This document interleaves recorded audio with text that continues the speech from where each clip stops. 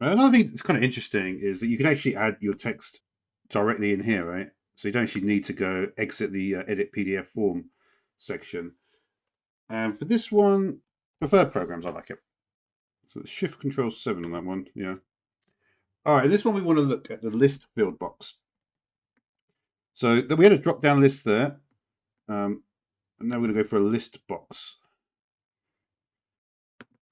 So we'll take a look at this. Software. And this is going to be select favorite software. All right, so again, we're going to say Acrobat here.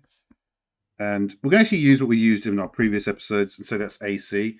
The reason you use the export value is because this is actually for use in the actual database.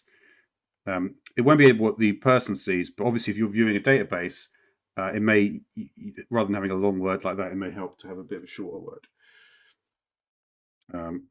So we'll put in a few programs in here. You can actually see them being populated in the list in real time, which is kind of interesting. And we just again we'll do for After Effects.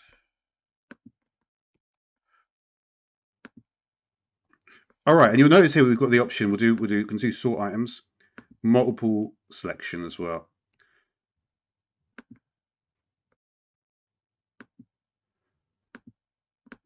This is also unique to this box. We're going to look into a lot of this stuff in subsequent episodes.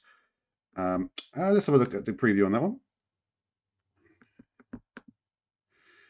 Interestingly, you can see we've actually got a little scroll bar there.